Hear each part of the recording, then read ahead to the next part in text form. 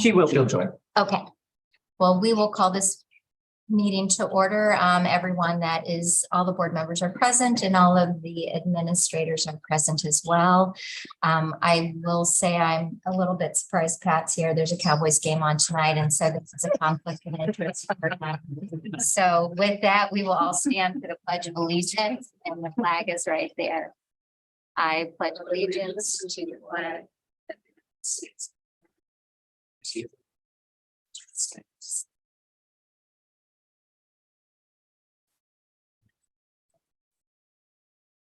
The mission statement of the Viroqua Area School District provides a quality education for all students that inspires continuous learning, positive relationships, curiosity, and compassion in an environment that welcomes diversity while developing respectful and responsible citizens. Committee report is number 4 from the Compensation Committee. Kim? Yes, we met and discussed compensation for the Learning Center for lead teachers and for the aides in that program, and that is the agenda item later. Wonderful. Thank you very, very much for that. We look forward to that being open coming in March, if all goes well. The next item is the student board report, and we have Sophia and Trixie. If you would like to come this way, please, so that we can all see you. I'm going to have you stand up there if that's okay, even though your back's maybe a little bit to the camera or sideways, however works for you. Thank you for coming. So tell us a little bit about yourselves as well as the report that you are giving to us this evening on student activities and academics. I'm Sophia Dubé. I go to Laurel, obviously. As I'm going through my junior year, obviously I'm starting to think about what my plans are. And for me, I have the wonderful opportunity of having a dual citizenship. So I have the possibility to go to Italy and do something there. And I'm really interested in art. And obviously Italy's a hot spot to be if I want to do anything with art. So I'm looking into different things with that. And I'm working one of my Laurel classes since I meet with my mother. And we talk in Italian and we go through through a book. And I'm working towards passing the B2 test, which is a language test that says I'm like legally bilingual with that language.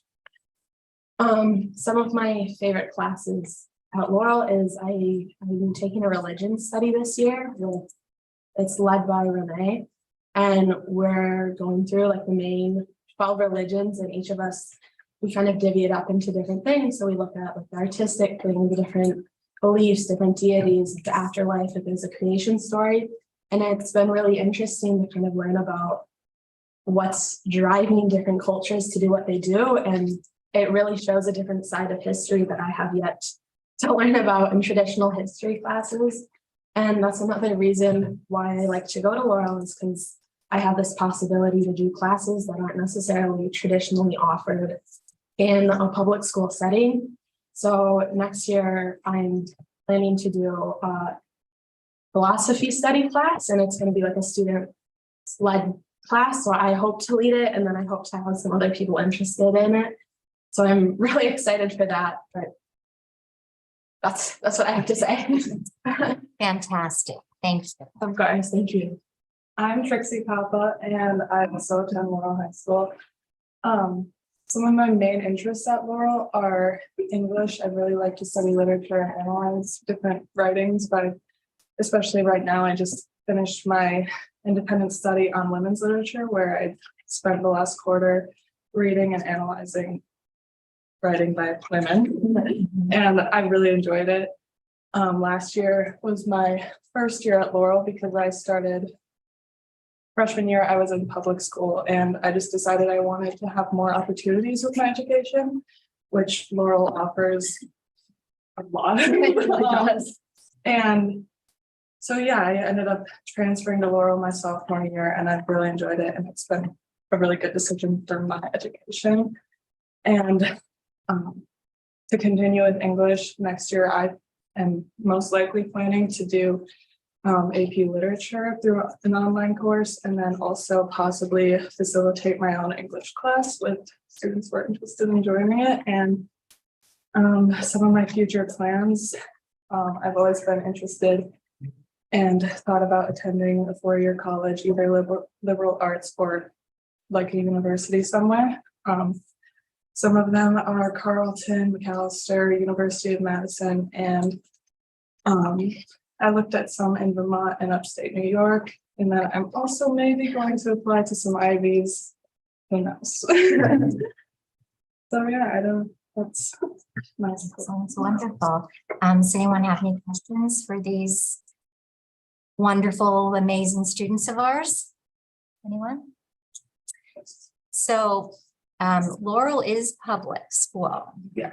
Yes, but it is a public charter, just for clarification there.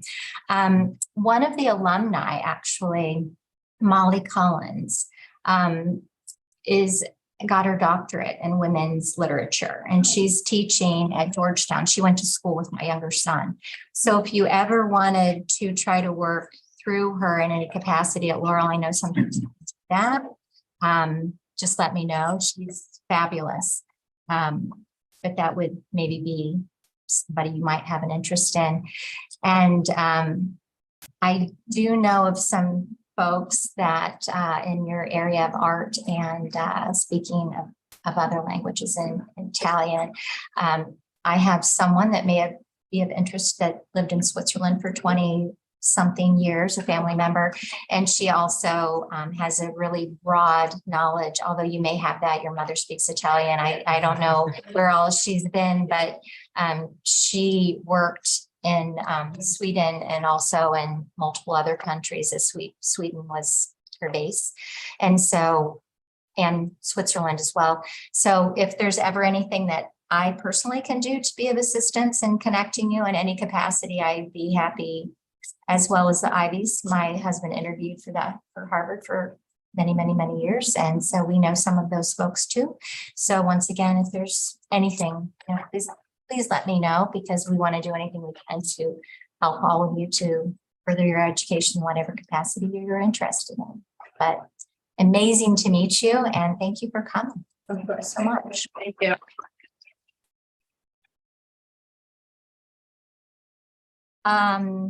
That's one of my favorite parts, is hearing students personally. The next is the audit report from Johnson Block. We have Kim Hollerman. Spotlight on education. Oh, spotlight. Student board report. No, I have audit next. Oh, I'm sorry, I have audit next. okay, you probably do. My computer died, but the printed agenda has it the other way. Which we can do. I think that Doesn't makes. matter. I was going by the printed. Yep. Sorry. I am. No, that's good. Let's do spotlight. Let's do So, spotlight. I Yes. apologize, but that was what my agenda said, so I'm sorry. I'm sorry, Kim. Computer died and. So we will go on to spotlight on education, and we have VAS adolescent classroom. We have Erica, and if you could please introduce Right here? your students, that'd be fabulous. They're going to introduce themselves. Okay, great. Hi, everyone. I'm Erica Hill. I am the Viroqua area Montessori School adolescent program teacher. Thanks so much for having us here tonight.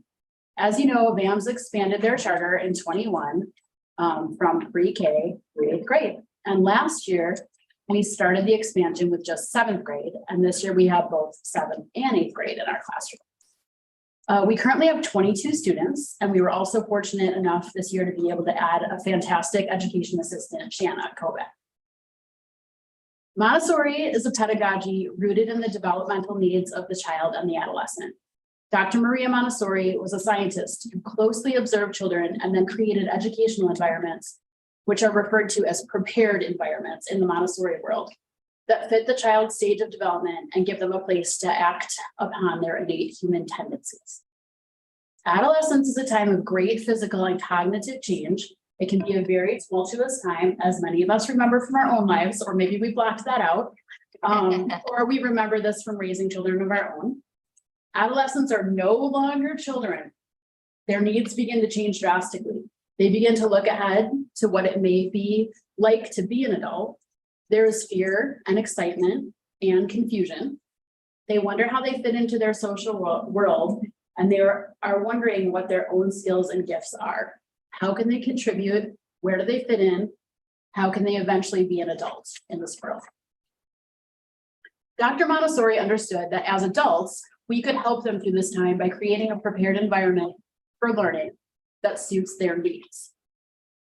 Some components of this environment include opportunities for real and meaningful work that results in producing something, selling something, or helping their community in a real way. Many opportunities for social cohesion and paid work in social groups. Adults to act as guides and adult experts to work side by side with. Allowance to choose work that is of interest to them, and also work that requires both the head and the hand. And plenty of time for self-expression and self-reflection. Through these opportunities, they are able to explore and learn the traditional academic subjects in a meaningful way. I brought some helpers along with me tonight to share what we've been up to and give you some tangible and intangible examples of our adolescent prepared environment. Elliot's up first. Hello, my name is Elliot Jensen, and I am a 7th grader in the VAS Adolescent Program. I would first like to say thank you to Miss Erica for asking me to speak here, and thank you for the school board for having us here. I wonder if you remember me from 2 years ago when I spoke to the school board about creating the VAS Adolescent Program. Now I am in the Adolescent Program, and I enjoy it a lot. Today I'm here to talk to you about Socratic Seminar in our class. In Socratic Seminar, the 7th and 8th grade Montessori students learn how to research a topic, form an opinion, and debate with each other. Socratic Seminar is held every Wednesday at 2 o'clock, and there are usually 2 circles in every seminar having their own discussion. Before every seminar, Ms. Erica chooses who sits in which of the 2 circles, and a student facilitator is also picked based on a schedule we have. And they call on people who have their hand up when they want to ask a question or respond to one that someone else has asked. Before each seminar, every student is required to read the same article relating to the topic and create questions. Every student must search for a word that they do not know or one that they think is difficult and look up the definition of that word in a dictionary. Every student also must come up with 3 different questions: a factual question, an interpretive question, and an evaluative question. A factual question requires other people in the seminar to look back at the text in the article to answer the question. For example, a factual question could be, what is the name of the scientist that was interviewed in the article? An interpretive question requires the other people in the seminar to dive deeper into the text to understand what the author means or is trying to say. An example of an interpretive question could be, to what extent does the author remain unbiased? Lastly, an evaluative question asks the other people in the seminar to express their opinion on a certain topic or part of the article. An example of an evaluative question could be, do you think that the part of the article where the author interviewed the scientist was necessary to the overall purpose of the article? We also follow certain grace and courtesy rules during our discussion. Personally, I love Socratic Seminar and how it teaches us students civil discourse. This is one of the many great things about our advanced 7th and 8th grade classroom. Thank you for your time.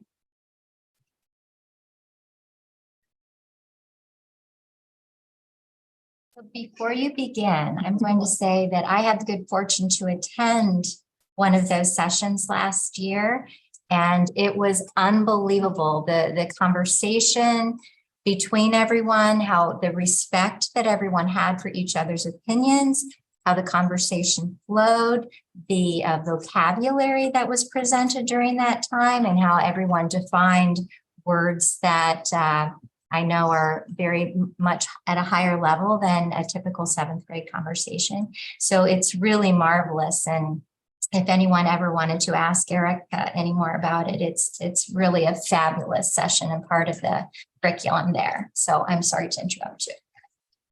Hi, my name's Eli McKay, and I'm in the 8th grade Montessori. I started in Montessori in 1st grade when I moved here, and I've basically been in Montessori ever since then. On Tuesdays and Thursday afternoons, we go to Eden Ridge Ranch, otherwise known as the farm. On Tuesdays, only the 8th graders go to work on our microeconomies, but on Thursdays, 7th and 8th graders both go to study science. This year, we are studying earth science, and we did a soil science unit. We learned about soil profiles and soil texture.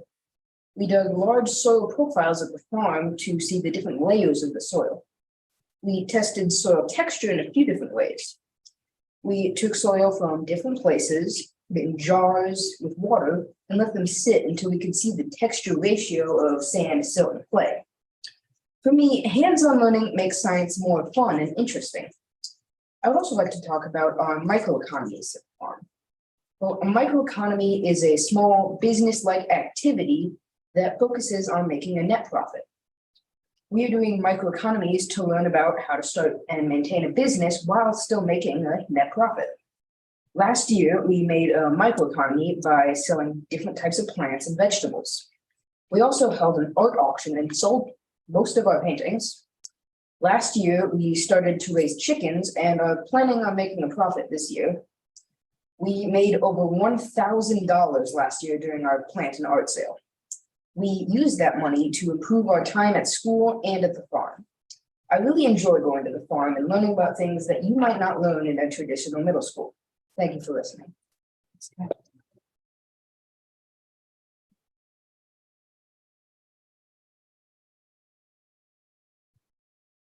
Hi, my name is Allison Brick, and I'm in the 7th grade Montessori class. I first became a Montessori student in 5th grade, soon after my family moved to Viroqua. Learning in Montessori has been one of the best school experiences I've ever had. Today, I'm here to talk about an important aspect of our program, the food pantry. Every Monday, a group of VAMS 7th graders and 1 to 2 VAMS 8th graders volunteer at a Living Faith Food Pantry in Viroqua. Mondays are the days where people in need receive food.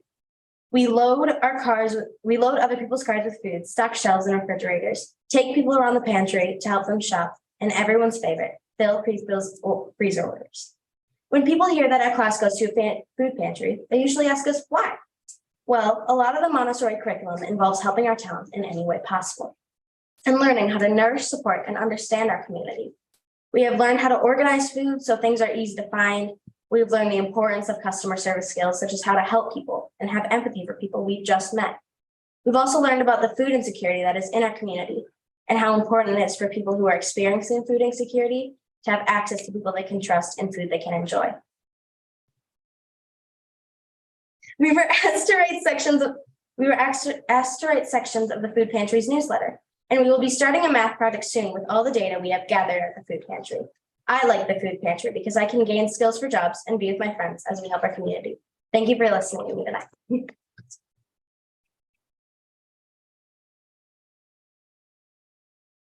Okay, I just want to wrap this up. Thank you, all three of you. By saying I'm passionate about this work, creating a 7th and 8th grade program with high academic standards while giving adolescents a space where they feel respected, supported, and protected on their journey. I hope that we are accomplishing this, and I would be remiss if I did not again mention Shanna Kovac, our awesome educational assistant, who brings exceptional patience and compassion to her work each day. I'd also like to thank Pat Olbert and the entire administration, as I have received nothing but support since I've started this position. Thank you.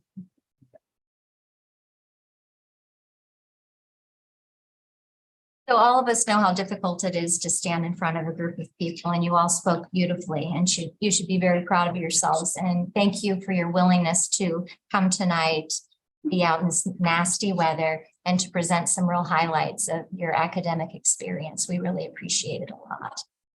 And once again, if there's ever anything that we can do to be of assistance in any capacity, we're all here for you. So thank you. And I so loved when I listened to you at the VAMS council meeting. I'm like, we have got to get her here.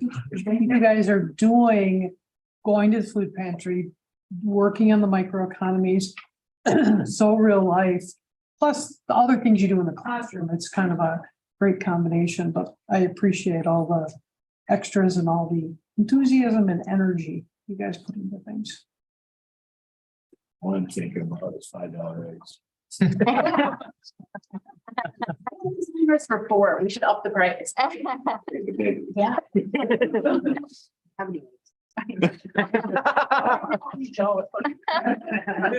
We're taking orders. You could always sell eggs to the board. I have no doubt if you put it out there for us that we would definitely purchase some. And if you're doing fundraisers, you should always reach out our direction. I keep telling everyone that, so. Now, I don't know if you all want to stay because we have Kim giving us our audit report. We are more than happy to. But it's up to you. So I'm giving you an out. Thank you, everybody. Thank you very much. I hope you don't take this personally, Kim.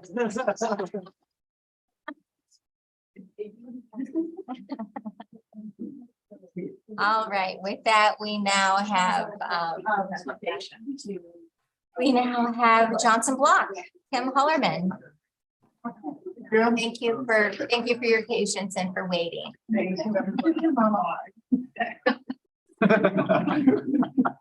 Hi, from the distance. Okay, can you hear me? Yes. Okay. So I am just going to jump right in. So we completed our audit for the June 30th, 2022 year end. We issued an unmodified opinion, which is just our normal clean audit opinion. We're working through the single audit report and that is due March 31st this year. So we will get that done in the next 2 months. The district had about $3.1 million of federal funds spent, and we don't expect to have any findings related to that. There will be the one finding for lack of segregation of duties, but that's just standard for a district of your size. Scope of our audit included all funds and activities of the district. Management has reviewed and accepted the financial statements and adjusting journal entries. So with our audit report, we also issued a separate communication document.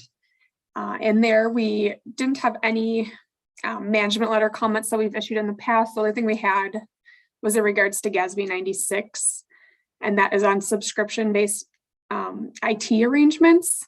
This is similar to the lease standard that went into effect for 2022.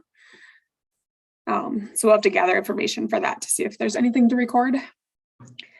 We submitted all our year-end audit reports to DPI. And then there's just a note that the 2017 numbers came from a prior auditor. I apologize, it's probably pretty hard to see, but hopefully you have your own copies to see. So this is your, make it a little bit bigger. Income statement. So your general fund had revenues of 17.1 million, expenditures of 16.9 million, other uses of 300,000, so a net decrease of 58,000, and an ending fund balance of 4.8 million. Your debt service had revenues of 853,000, expenditures of 735,000, other financing sources of 52,000, so an increase of 170,000, an ending fund balance of 996,000.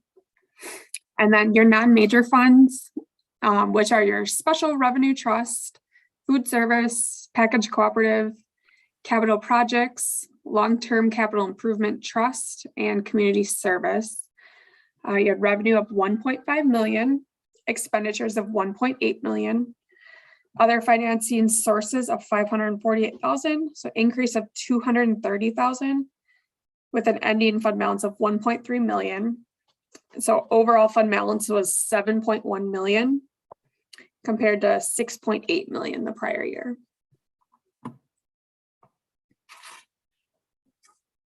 Okay.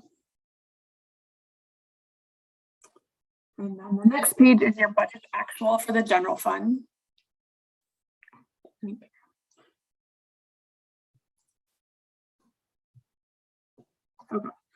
You budgeted 15.6 million in revenue, and you actually had 16.1 million, so a positive variance of 435,000.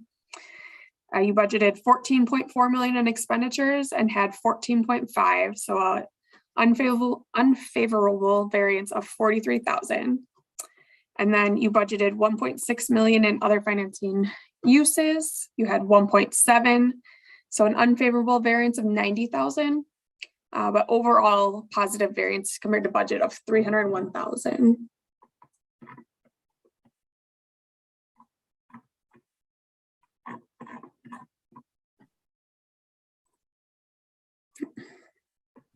Okay, and then your special education fund, you budgeted revenue of $1,091,000. You actually had $1,069,000, so a unfavorable variance of $22,000. Expenditures, you budgeted $2,402,000. You had $2,426,000, so an unfavorable variance of $24,000. And then you budgeted a transfer of 1.3. You actually needed 1.4. So a variance there of 46,000.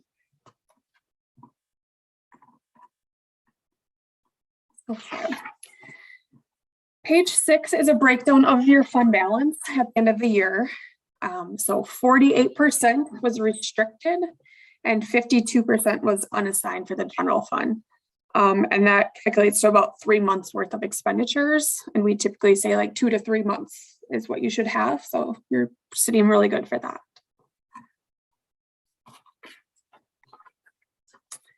Page 7 is the trend in your general fund balance.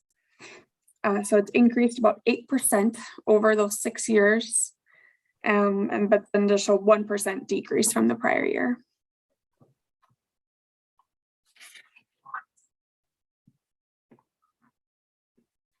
This page is a breakdown of your revenues.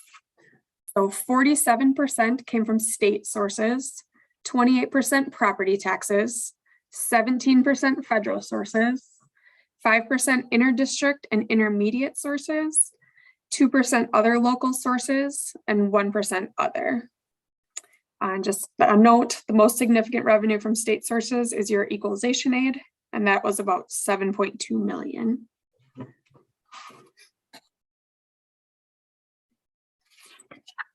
Page 9 shows your property tax levy over 6 years. It's increased about 8%. And then down below shows kind of the breakdown of that levy. 2% went to non-referendum debt, 13% referendum, 82% general fund, and 3% community service fund.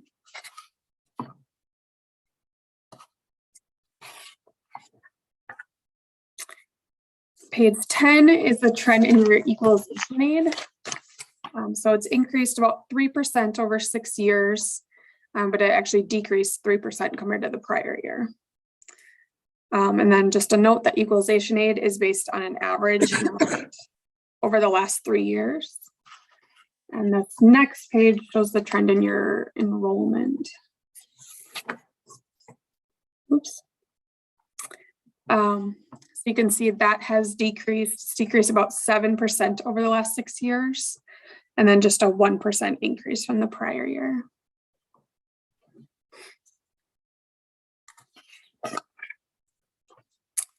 The next page is a breakdown of your expenditures. So 52% went to instruction, 32% support services, 7% non-program, 4% debt service, and 5% capital outlay.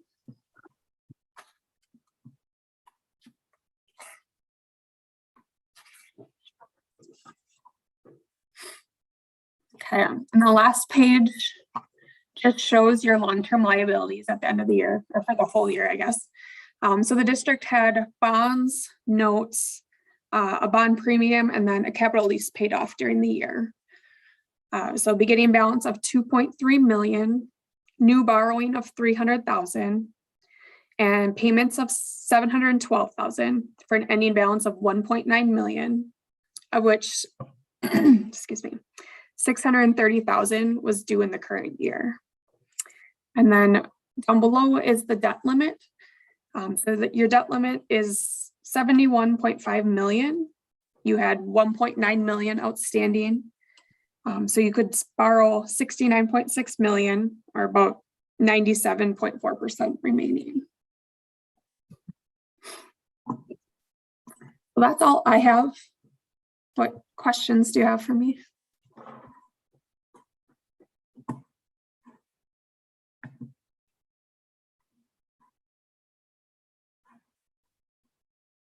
So Kim and Mike, the only real questions that I had is it looks like that there were, because of a lot of the federal and state funding that we received under ESSER funding, that there were just some different ways of placing those dollars in different areas that just had to be corrected. They were all even. Am I understanding that correctly? It's just how they wanted the accounting done on those types of funds, because we hadn't received those funds ever before. When you're talking on the budget to actual, is that your question? Yes, Where the, yes. yeah, that accounts for a lot of the differences on that. And quite honestly, some of that is, the state has improved immensely their, requirements in budgeting with them on the VAS grant system. To the extent that what used to be able to just kind of flow through on this line item, now you have to specifically get it to the right line. And where something would have been shown for a number of years, they'll kick it back and say, no, it should be on this line. And that's good, except when you're in the midstream on that, then it's like, well, you've let me do it this way all this long. I thought it was right. You said it was right before. And now you're saying that you would prefer to have it in this line. And that happens. And that's probably been the largest, as Kristen and Kathy will tell us, well, no, that's that. We've done that for 5 years. I'm like, well, now we need to report it. And, that, so for budgeting purposes all year long, we had it in this account and now we had it at the end. So I think that's 100% right. Also, it is true. I mean, there's a lot of these expenses these last few years have been very hard to predict, both because of the volatility of the markets and when we can get them done. We might have had something budgeted that didn't get done until July or August this year. So that's accounting for some of the variances also. And some of that was because we couldn't get the materials and. 100%. Yep. Or the work here. Right. Okay. I just wanted to make sure I was reading it correctly when I was looking through, and they were moving numbers around all over the place, the exact same number, only in just a different spot. And the other one that really stood out to me was that restricted fund balance. Where we had always reported it was in a reserved fund balance type of thing. And it's truly by statute, it's restricted. We can only use it for debt service, and that's where it should be reported and is now reported. Thank you. So I always ask this question, Kim. It looks like in the information that you sent to us that our district was worked with you very easily. And I'm just wanting to make sure, were there any problems or any hiccups along the way? No, I think it was a really smooth year. They're always really prepared for us. So Great. No issues. Great. Just wait for this year. Great. So Kim, you mentioned the different treatment for leases. Are there any new changes coming in for 2023 that we should be aware of? As far as for GASB standards, it's just that subscription, which is basically like a like software leases. And I'll be honest, I don't really know what effect that's going to have. We haven't done a lot of training on it either. But nothing coming on for 2023. Other than that, no, nothing I'm aware of. That subscription or that software leases could, as Mr. Zilke's transitioning from a real hardware base to more of a, I don't want to say cloud based, but I mean, it'll be interesting to see how they get analyzed, Kim, as you go through your process. And I am somewhat expecting that to take some time this year. Yeah. For the analysis of it. Any other questions? Thank you, Kim, once again for your willingness to wait and to the willingness to present to the board tonight. We appreciate it. We appreciate the work that you do for our district, and also thank you to Mike for all of his work also to make sure our audit is as clean as possible. So thank you. Yeah, you're welcome. Next, and once again, Kim, you don't have to stay either. We're giving you an out. Yeah. The next item is, I don't think we have any public comment. No, okay, so we're gonna go on to the consent agenda. It's approval of the agenda, proof of public notice, December meeting minutes, voucher summary 1 in the amount of $300,180.09. Retirements and resignations, we have none. Appointments, we have none. Trap Club Co-op with DeSoto, 2324, establish open enrollment spaces as follows. Unlimited availability for VES, VMS, or VHS in grade 4K to 12, regular education and special education. Early childhood, there's 1 space, elementary school 1 space, middle school 1 space, high school 0 spaces. The charter school enrollment is designated by each school. Thank you. Is there a second? Second. Any discussion? All in favor, vote by saying aye. Aye. Opposed? Oh, there's Amanda. Okay. Opposed? Motion carries. The next item is the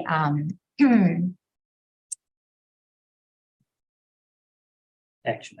that's where I was going. Thank you. I had my pupils dilated today, so I'm going to apologize. I do get a little blurry here. So voucher summary 2 and the amount of $252,790.30. So is there a second? Second. Any discussion? All in favor, vote by saying aye. Aye. Opposed? And I abstain. Item B, 2324 administrative contracts. Is there a motion to approve the administrative contracts? I move to approve the 2022-23 administrative contracts. Is there a second? Second. Any discussion? We would like to thank all of our administrators. They're working very, very hard. As always, but after COVID, it's even more complicated. So thank you all very much. With that, all in favor, vote by saying aye. Aye. Should be 2324. Yes, it should. Thank you. I think that, Oh, yeah, I see it. I think we maybe need to amend that. I will amend my motion to say 23-24. Thank you. Who was the second? And the second was Matt. Can you vote to amend that? Yes. Wouldn't help to approve. Spears. Yeah, it's already been done. Thank you. And We we'll- really wanted you guys to know. Yeah. That they approved it last. Cheers. Still on the fence, though. So anyway, we'll say all in favor again, vote by saying aye. Aye. Opposed? That. Early Learning Center lead teacher childcare assistant compensation is. I move to approve the compensation for the early learning center lead teachers and the child care assistants schedule as presented to the compensation committee. Is there a second? Second. Any discussion? All in favor, vote by saying aye. Aye. Opposed? With that, I'd also like to say, Sharon, thank you. And we should have actually, do you have anything you want to add afterwards? Now that we approved it. Wait, now that we approved it. Do you have anything to add, Sharon? Well, can't hear you. Yeah, No, now, So apparently, no. have nothing to add. Sharon, thank you so much for your work. It's really exciting. And I know you've been interviewing a lot of people. We've heard about that tonight, and we really want to thank you for your due diligence in getting fabulous staff to start this program. So thank you. All right. Thank you, Sharon. With that, WASB resolutions. Is there a motion? Is there a second? Wait, How about- what's the motion? Resolution says recommend to give board delegate, which is you, Matt, direction when voting at the board convention. You're gonna motion to give yourself direction. Is that what you're? Is there a second? Okay. Any conversation over the resolutions that were presented? Your best. Wait, till you get amendments. I hope it runs smoothly. I hope you don't get sworn at or no one starts yelling or screaming. So that's what I wish for you. It was an interesting one last year. for Right. Sure. It's pretty straightforward. It looks, This one. yeah. This one's much, yeah. Any other discussion? All in favor, vote by saying aye. Aye. Opposed? And Matt, thank you for representing our district. So you might need to put that BAM still, on collaborating. Yeah.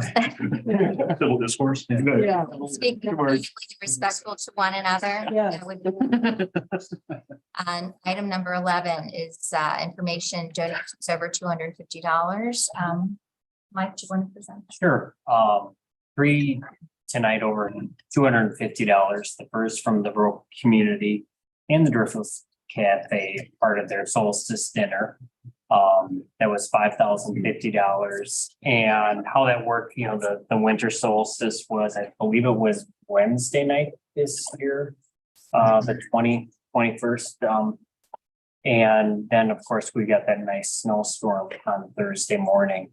So we worked with the chamber and purchased Viroqua bucks for the families in our school district that were recipients of that. And we got on the phones and some came picked up, some were delivered. And by the time we left that night, everybody had been dispersed out their gifts from the community, I guess. So that was really nice. Compeer Financial, $250 towards a student pantry. And the Viroqua FFA alumni, $7,000 towards their FFA vending machine for a total of $12,300. We are very fortunate. We would like to thank the entire community for participating in all of these different endeavors to raise dollars for community members, our families, our students, as well as our programs. We're very, very fortunate. So they're gonna be able to use that vending machine then? It is in use. Yes. It has been emptied a number of times. Yeah, it has been emptied a number of times. And this is our first vending machine with a card reader. Nice. However, it's not so. That's not me. Yeah, Kathy, can you hear us? There she is. Can you just go over the number of families and students impacted by the solstice dinner? We have that as a report. Certainly. 22 families were awarded with a total of over 40 students with that through the solstice dinner. So thank you so much for the Driftless Cafe to spearhead that from year to year. Absolutely. So thank you. Yep. They also shut down their business and their employees volunteer. I mean, it's just a gift on a lot of different levels. Yep. Awesome. Thank you. The school calendar. This is the 23-24 school calendar, to not be confused with the 22-24. Correct. Yes. So what you have is a draft in front of you. So we just got approval, which is in my later report from DPI for the early start date that you guys discussed in December. So the approval is there. And then we wanted to, we didn't want to build a calendar and then have to go back to the drawing board. So this is our draft. We are then going to present it next week, just when I regularly sit down with VEA, and we will discuss it before finalizing. But there's a little bit of wiggle room, but there's really not much, as this is kind of a condensed year going forward. So but just so that you guys are aware of where we are in the process, should be finalized by the next month. Do you mind sharing about, you did survey all of our? Yeah, well, yes, and so we surveyed the staff to talk about a start date, and very surprisingly, the survey was split as far as results. So we ended up with 48% voting for one day, 51% voting for another day to start. what that led to was a great discussion, not only with VEA, but other staff members, and really trying to do two things. One, make sure that that start date was as far back and close to that September 1 as possible. And two, excuse me, and two, as well for families, right, to allow for any of those vacations in August that are happening. And then two, really allow for some flexibility at the beginning of the year for our staff. Typically, they spend about 4 days in district prior to our first day of school. We are proposing a modified version of that where there will only be 2 days, one including, and one of the two being open house day, where they're preparing their classrooms and making sure everything is done that way. One thing I guarantee you we will not do is have open house the day before school starts, as I have overheard a resounding message from my staff and my parents that was less than ideal. And so we will not do that again. We've learned, and that is not on the docket. So we're looking at the open house date being the Thursday before, and then the Tuesday, the 22nd, I believe, I don't have it right in front of me, would be our first day of school.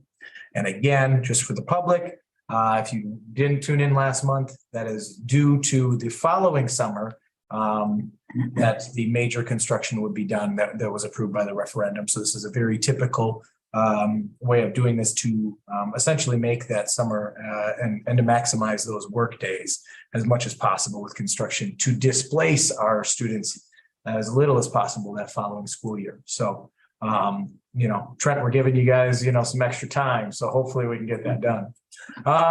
And we'll go from there. Any questions about that calendar?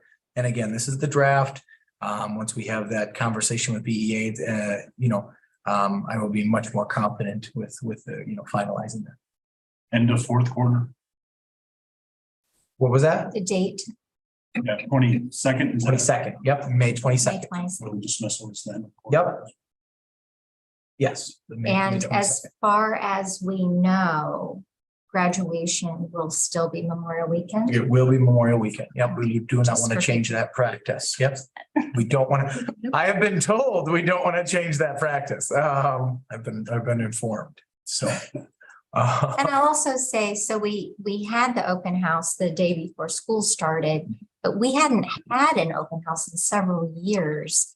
And with everything else that was going on, because we had some construction going on in District 2. So to defend the decision, it was trying to be accommodating to families so that they didn't miss something with vacation, trying to be accommodating to staff, only to realize it was just too we close. lived and we learned. That's what we did. So again, that would be Thursday, the 17th would be that open house date. And then that would be the 22nd would be the first day with students. So again, we understand that for families, this is a big change. For staff, it's a big change. It's a 1-year blip so that we can have that really long summer to make sure we can get in and get all of the, as much as possible done with the tech ed wing, with all the safety improvements and all the building projects. And summer school will be a little different too, but that hasn't all been figured out yet, but summer school will be a little bit different as well. Just because it's trend. I like that you're here. We can just blame it. That's good. No, I'm just kidding. District administrator, you want to speak to your topics here, facilities? Absolutely. Early Learning Center, Governor Ebert, and start of school waiver, which you're. Yeah, so we'll try to get through this as quickly as possible. I've been told that I need to shorten this one up because there's a certain game that's on. So facility planning update. Essentially, since we talked last, Myron and HSR met with our tech ed teachers and Mike and Jason, and they toured Mauston, Holman, and WTC to gather some ideas of what that would, some things that the tech ed space could incorporate within our current space and expand upon within our new space. Mike and I had a ratings call to answer financial questions about the district, moving forward with that part of it. And then our tech ed teachers met with Myron and HSR just last week to discuss the future of that tech ed area. It was one of those meetings that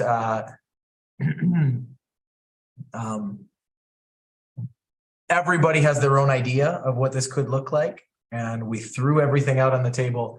So from the first, mock-ups that HSR put out to what they're bringing forward this next round is really a wonderful blend of what the teacher's vision for the space is, what the district's vision is, and what Byron and HSR know is possible within that facility and within our space.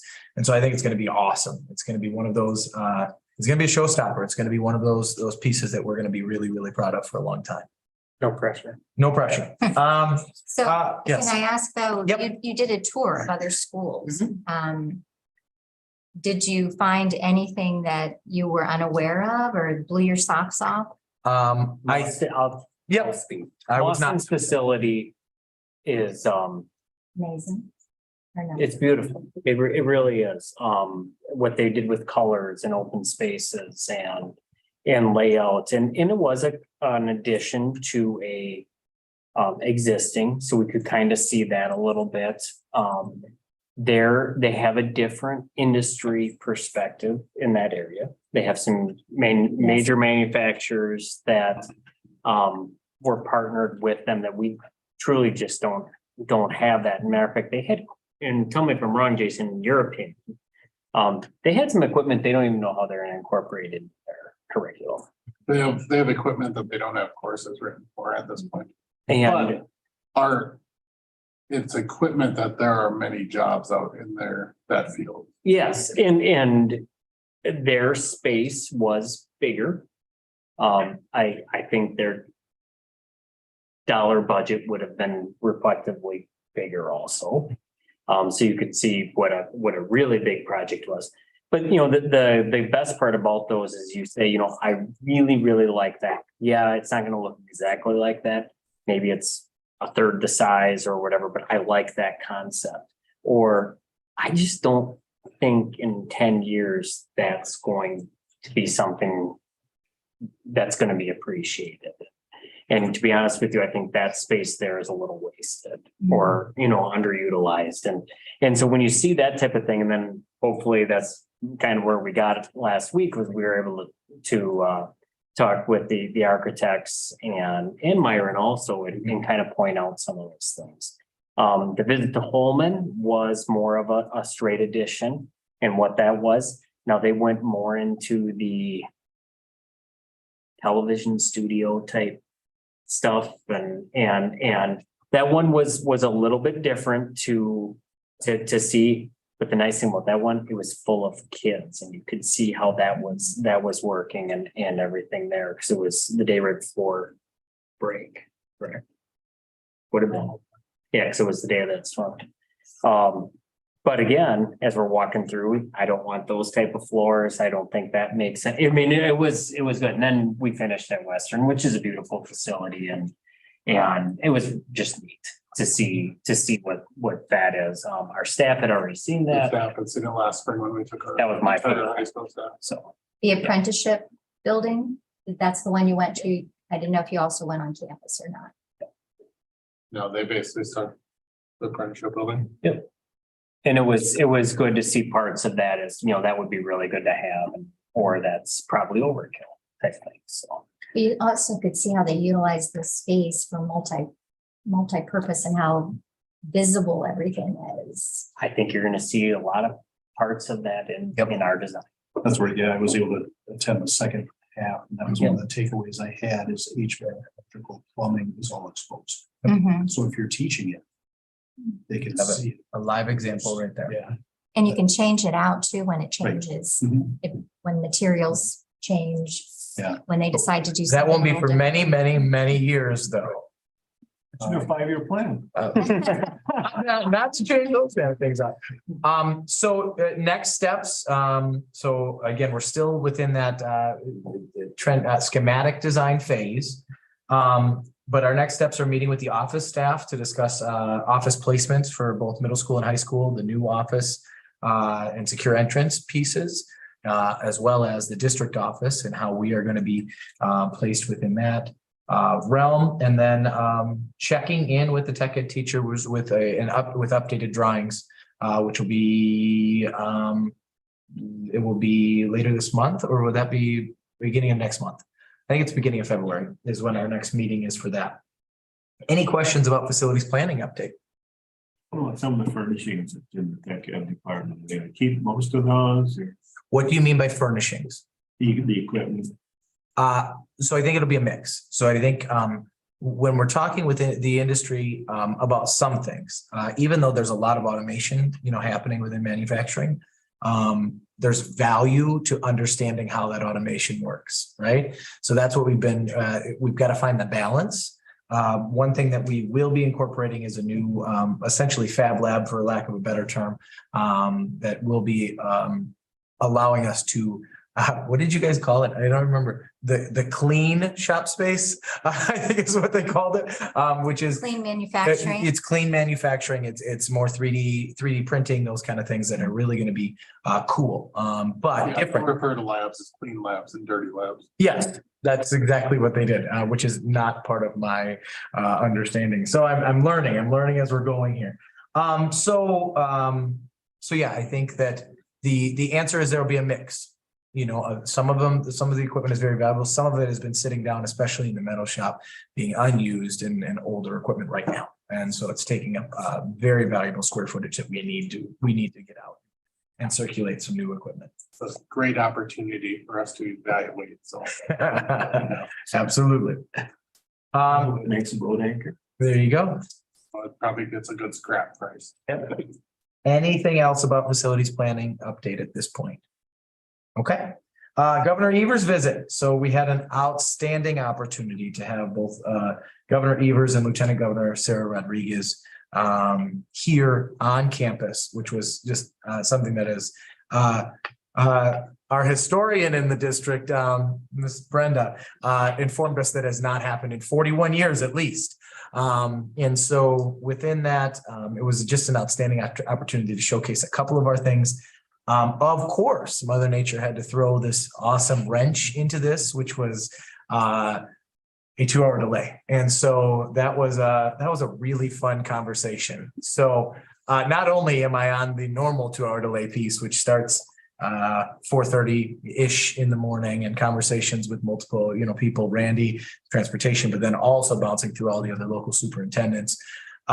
This one also led to conversations with the Capitol staffers and trying to organize this and figure out what was possible, what was not possible, and what was safe. And so one of the surprises that I had that they weren't sharing with me beforehand was, I'm like, all right, roads are slippery around here. It should be okay by the time you guys get into town, but I'm not, not guaranteeing that. And then the staffer goes, well, we'll check with the pilots and we'll find, we'll see how they feel. And I'm like, oh, okay. So we don't need to worry about county, plows being out on the roads and trying to figure that out. So they flew into town, which was really, really cool. The state troopers brought them over, and essentially on the fly, the governor decided we were talking about doing a couple of different things, and decided he really wanted to welcome students into the building, and really wanted to welcome those elementary students in. So we did that. And so outside of the elementary kids, some of them knew who he was. One of them came up, introduced himself very vocally and said, it's very nice to meet you. It's it's an honor to meet you. Thank you for coming to visit. And I'm like, so I turned to Governor Evers and went, did you prep him to say that in front of the media and everything? The second piece, so they welcome students in. They got to meet with the 4th grade students for an open Q&A session, which when they said they wanted to do that with 4th graders, made me go, oh boy, 4th graders have lots of questions and really great questions. But the 4th grade teachers, a huge shout out to Kim, Marie, and Susan for the prep work that they did, not only in preparing students for appropriate questions versus inappropriate questions, but also just keeping the kids just had a blast. They were super engaged in the whole process. A couple of days up to the event, and then post, it's been a buzz down in that 4th grade wing. And then we toured the Early Learning Center. So thank you to Sharon, who's still on. HSR and Myron. It was unique. The governor does a lot of ribbon cuttings and like bigger, economic development pieces. But this was the first time, at least from Myron and I believe HSR's perspective, that a governor has visited an active work site where it's like legitimately you have to wear your hard hat to walk through this space. And so that was very, very cool to see that process unfold and to see one of his 3 security guards just pointing out every little maybe obstacle in front of them as they were walking through. But it was incredible. We have a couple of things happening where relationships have been formed. And so that's one is they have made a very direct request. Governor Evers has. Our 4th grade goes and tours the Capitol every year, which is kind of where, this piece started. And he wants to make sure that both Lieutenant Governor Rodriguez and Governor Evers are in the Capitol that day to reconnect with the 4th grade, which is really cool. Not something that happens often, but he said, whatever day you're there, we need to make sure that we're there or we're rescheduling until we get to that one of those days. Which really leaves our 4th grade teachers up in the air a little bit with some of those reschedules, but that's okay. The other thing is one of the things that had to be cut due to weather was the tour of our hydroponics greenhouse. They were very interested in that and how it's going to function and how it's going to work. And so what they've asked us to do is essentially once it's up and operating, to do a virtual tour just live with the governor and lieutenant governor, which is again an awesome opportunity. So very unique. And so he went from they flew in here. We were their first stop of the day. Then they flew into Stevens Point and finished in Menominee. So they visited 3 schools in one day all across the state of Wisconsin. And so anybody have anything else to add? Just a unique opportunity. As an observer, it was interesting because I was there and I was in the back of the line as we walked through the school and coached the 4th grade classroom. And the kids lined the hall. They did. And, like a pep assembly. And as he walked through and I was in the back of the line, you just heard the kids go.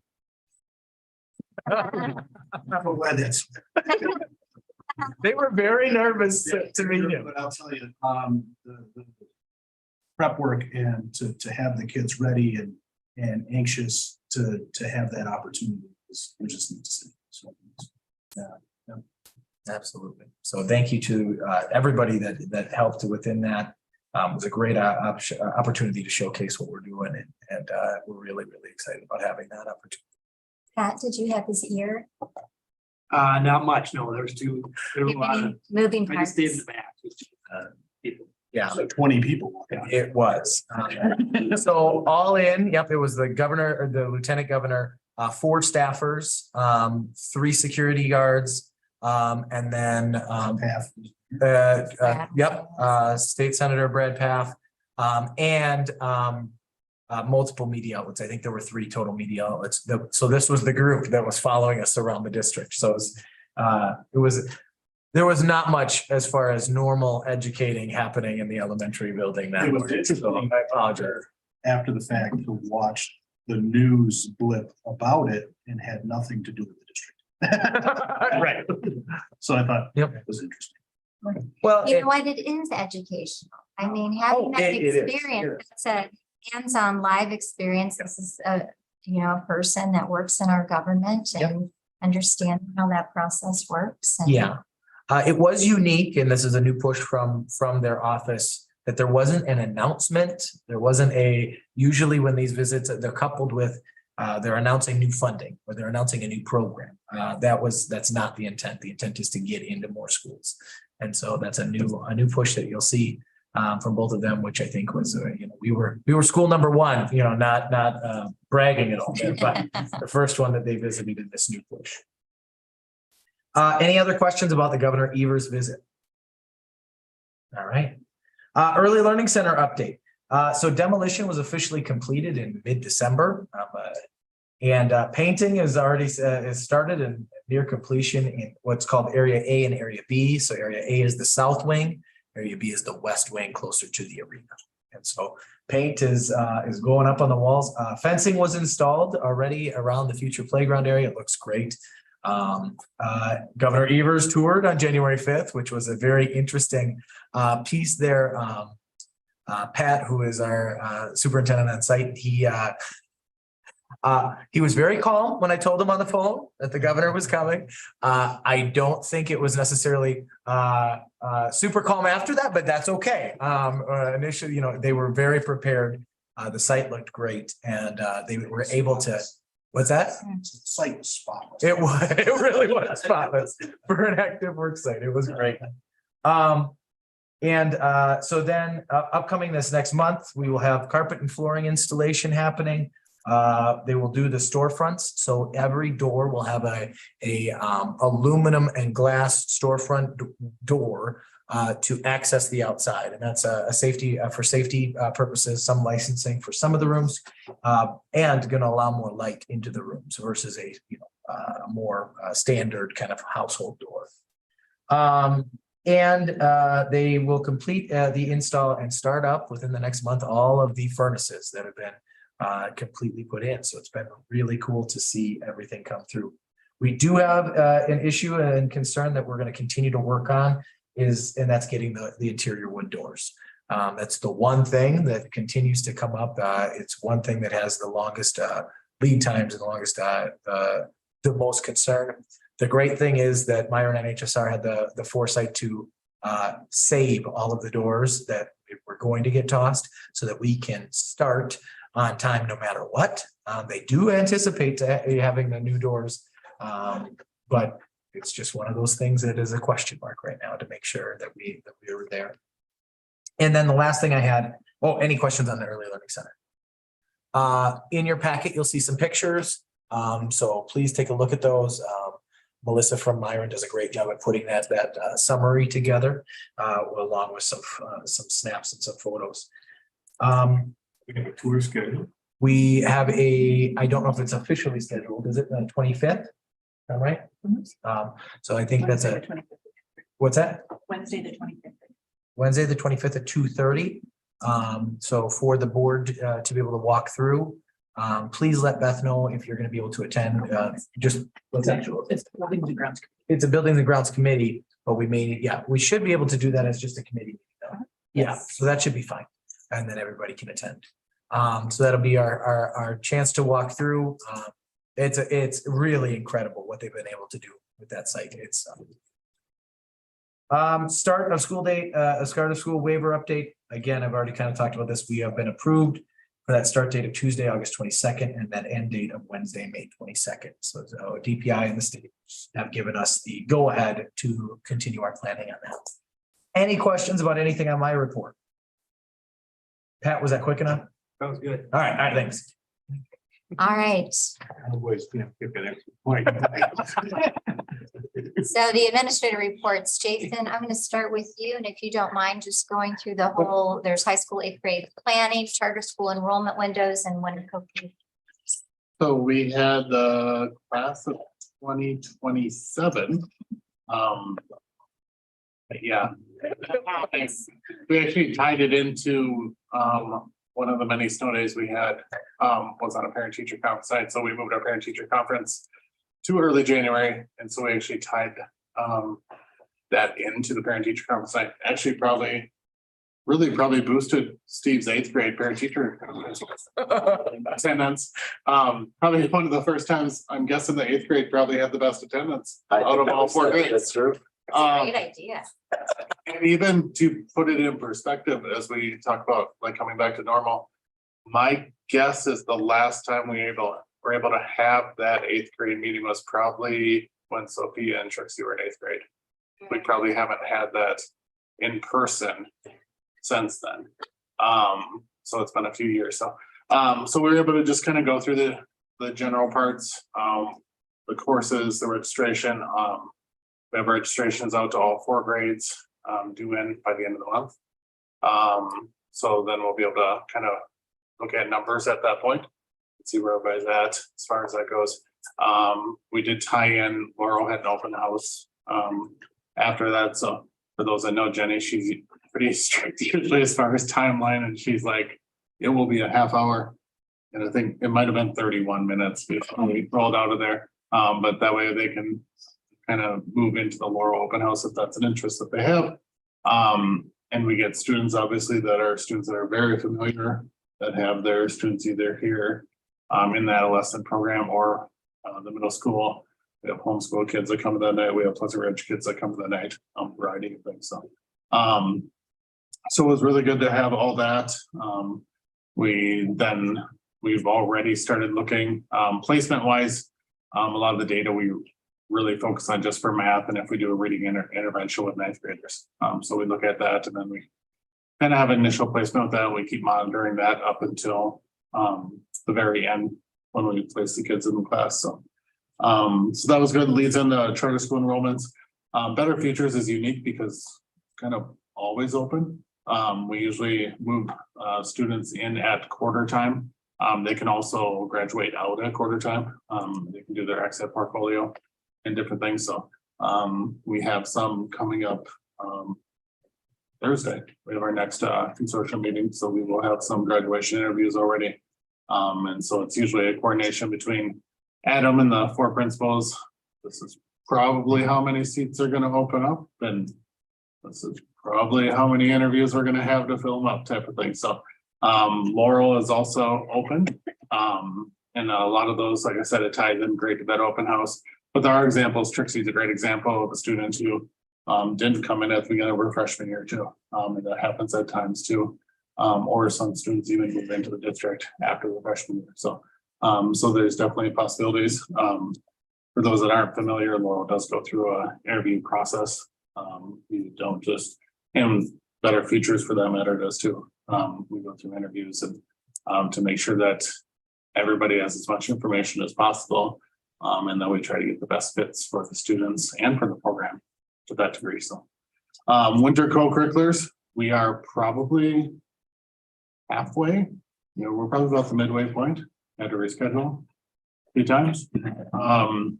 Boys basketball went through a bad luck for a while because there was a few weeks that there was only like 2 schools that shut down like every day, but we seem to be playing one of the 2 in boys basketball most of those days.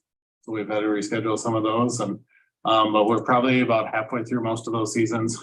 Like I mentioned before, numbers are pretty similar to last winter as far as amount of students that are out. A lot of the events we've been very competitive. Probably not gotten the amount of wins we'd like to see, but hopefully that competitiveness as the season goes on will turn into more wins. We like to win everything we can. If anybody hasn't noticed, Tom's competitive. So some of the rest of us type of thing. So I think it's a great opportunity, but to maintain those numbers and just look at those programs, and especially it's great to see, when you have conference games and different things and you can play them twice to see how it compares from the first go round to the second go round, to see how much growth you have. And obviously there's a lot of things to be learned, win or loss, and different skills and teamwork throughout the process too. So, but yeah, definitely, even though there's not 3 feet of snow on the ground, we've definitely had some obstacles as far as, keeping things scheduled, especially to have them this early in the season. You're used to getting them usually come January, February, and trying to reschedule different things. But, and some other schools are, they may struggle with numbers or different things and how we get creative. I think one of the hockey games, I think we lost tomorrow night because I don't think the opposing team had enough coming. We had the one night we had scheduled. We were hosting a varsity girls, but they didn't have a JV team. So we had coordinated to play another school's JV team because the team they were playing at home did not have a JV team. And then the weather was getting bad. So we ended up pretty much overlapping the games and started one at 5:15, the other one at 6, so that we could get them both in. And plus the one team wanted to do that so they could get their JV players back to be on their varsity team bench. They actually had some players that played in 2 locations that night. So a lot of the coordination efforts, Dan and Eric and our neighboring ADs we get creative at times. Dan is learning a lot. Let's put it that way. And every time he Great job. cancels a game, Eric tells him that he like never canceled this many games. So I'm not really sure what Dan's doing. Because he never had to do this, so. But they've been doing great and Eric's been great. Yes. Mentor to Dan and Dan's so easy to work with and communicate with. And it is one of those things, we have a lot of sports. We have a lot of sports that we're the whole school for, so it's quite a big job, and especially the winter when there's not a lot of schools our size that not only have your basketballs and your wrestling, but also have 2 hockeys and a gymnastics thrown in during the winter season, so. And all of them being the main school for them, so. It's been busy, but it's like I said, it's all getting those students active and involved in things, so. Thank you. Any questions for Jason? All right, next, Pat, do you want to talk about the charter schools? Sure. So for VAMs, based on our charter bylaws, the enrollment period is February, so February 1st through the 24th. During that time, we get input from current students because they get their spots if they choose to. So we get their input on their tentative plans for next year, which then, based on our enrollment, leads to, do we need a lottery or do we not need a lottery? We're also trying to plan an education night. We do have a district-wide child development days, but it's nice to have parents know what they're enrolling for as we open that enrollment, so we can educate incoming new families, but also we want it to be for our kindergartners going on to E1, for our 3rd graders going to E2, for our 6th graders going to the adolescent now. We have a lot of more steps now. And also try to educate, open it up to the public too, to do a little bit better job of educating our community on what Montessori is, that it is a public charter school and what it entails, how it's similar to traditional education, how it may be a little different. But once the enrollment window closes, we know if we need a lottery and at what levels, and we hold that in March and let families know by the end of March. So yeah, it's crazy to think that's already coming up. So yeah, it's good. Thank you. Any questions? Steve, did you want to speak at all to winter co-curriculars? I mean, I certainly can. It was at the 8th grade night. What's that? You were at the 8th grade night. I was at the 8th grade planning night as well. So winter co-curriculars right now, we have 2 that are running, which is girls basketball and wrestling. And yeah, both are in full swing. We had the home wrestling meet last Friday for middle school, and they seem pretty active. They got about 2 meets seemingly a week. And girls basketball also, they're competing about 2 games a week as well. So they're certainly right in the swing of their season as well. And the games have been well attended and they've been productive for the kids. So yeah. Thank you. All right, we will go on to the board report. VAM's update. Pat, you had your meeting this evening? Yep, right before this meeting, kind of a typical meeting. We're in the midst of the charter contract renewal, so that was definitely a big chunk of the meeting. But it's at a good place to turn it over to Tom and I to look at. And like we said during the meeting, we're probably 90% is pretty much just standard language, and there's just a few things that we just need to clean up as far as understanding what each side means. And there really isn't side, it's a partnership. Nobody's winning or getting anything over on anybody, but it's close. It's just there were quite a few things I think that needed to be cleaned up from previous contracts, and just I don't know what the word is, just not as vague, just being more specific as far as what things mean, which I think will help both the VAM's governance council and the school board and the district. But yeah, it's getting closer. It's a big process, I think, but I think once this contract is finalized, and it's not up until June, but DPI likes to have a copy by the end of February, early March to make sure everything's checked off. I think once this contract's in place, it'll make future 5-year contracts a little easier. But So yeah, they are 5-year contracts. yeah. But yeah, it's been a good process, good communication with the governance council, good communication between council and Tom and I, so it's. But that kind of eats up a good chunk of the meeting. The rest is business as usual, kind of, and business is good. So do you think that it will be completed by the end of That's our- February? Yeah, that's our hope is that we get things finalized to approve at the February governance council meeting. Any, So one of the steps, and we brought, if you remember, Nick Tasky in it, that's how you pronounce his name. When we were talking about Trillium and making sure that we as the authorizer were holding up our end of the deal, right? We can definitely entertain and do that again if you're interested, as we now have 3 of our charters up for renewal right now, as a reminder for what we are doing when we authorize a charter. Are we interested in that or not? Doesn't have to be a thorough process, but it would be Nick maybe zooming in and just reminding us, going through, his very brief presentation. Mhm. So, I did listen to his presentation online. yep, that might be something we can just share. Could we do that? Yeah, absolutely. Because that was really helpful. There was a lot of clarification. Yep. To me. And I'm assuming that would cover That would, all that he, Yep. all that he would present to us. yes. Does that sound okay? If you have any questions, just let me know, and then we'll go from there. Could we have that as part of our perhaps February?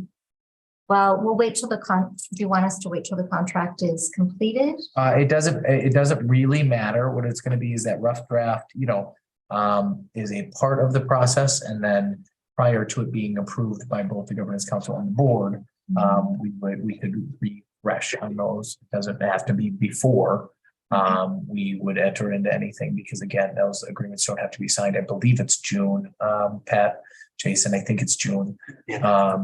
And so again, what the state wants is that rough draft that's essentially saying both parties agree to the basic principles, but then they go back through and they go through that fun. I don't know how you do that job. No offense to anybody that does that kind of work, but working through all of those logistics and making sure everything is in place. And so then they'll kick back any things we need to clean up, essentially, is what that process is. So if that could be forwarded to us, Yep. I think before our next board meeting, I think that would be a Yep. better time That's fine. before versus later, but Yep, it we was can do that. very informative. Yeah, it is. The next item is the 23 WSB convention. I know Matt is going. I'm going to attend virtually, but I don't believe anyone else is attending. And I'm hopeful to get something out of the people who speak. Last time it wasn't fabulous virtually. I did watch everything that they had, but we also didn't get it for 6 weeks to 2 months after the convention was over, which was a little disheartening. But we'll see. So Matt, maybe next month you could give us a little review of what you're going to see. Mhm. And then looking through the courses or presentations, or a lot of it I found we're discussing, which was kind of interesting to me. So, anyway, so we have that. And if something changes, please let Beth know in advance. 23 spring school board elections going to be held on Tuesday, April 4th. The deadline for declaring candidacy was 5 p.m. on Tuesday, January 3rd of 23. And Amanda has chosen not to apply for the position. And I want to express our gratitude. I'm sure we will have this conversation a few more times, but Amanda's been a fabulous board member and we will miss her on our board. And we want to thank her for her service and her time and her commitment to the community. So thank you, Amanda, very, very much. The candidates that have filed for the paperwork that will be on the April 4th spring election ballot are Julie Ensley, Dana Holfelter, and Matt Tubin. And Matt is the incumbent. And a primary election is not needed. The WSB legislative update. They're working on the school board convention right now. I will share that I was in Madison last week, speaking to our legislators. All of them in our area. I went with Western Technical College, but we also had a lot of K-12 conversations. I met with 4 people from the Budget and Finance Committee about the budget coming forward, and they really do have they really do want to try to work with our K-12 system to increase funding, but they do not know as of yet how that might look. But very strong supporters of K-12, also very strong supporters of the technical college system. They have a $9 billion surplus. So everyone is asking them for a lot.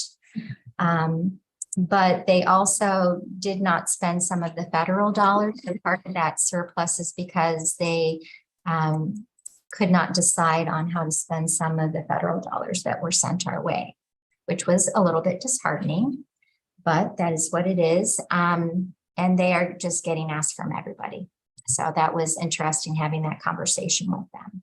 And then we also met with our local representatives, and we did talk about childcare actually to everyone that we spoke to and what that might look like. We talked about our district and what we're doing in that area, what the cost of that is, how childcare is not profitable, and neither is K-12 education. We do not make a profit. And I know that I said that multiple times, and it was interesting to put it in that perspective because some people are newer on that committee and I don't know if they ever thought of it in that way or not. So those were really, really, really interesting meetings. So with that, we are going to adjourn this meeting, but we recessed our closed meeting. So we will go back into closed session after this. And We have a motion. how are the Cowboys doing? Doing well, except for extra points. There you go. So if I could have a motion to adjourn, So moved. second, Second. all in favor? Hi. Aye. We're adjourned with this meeting. All right.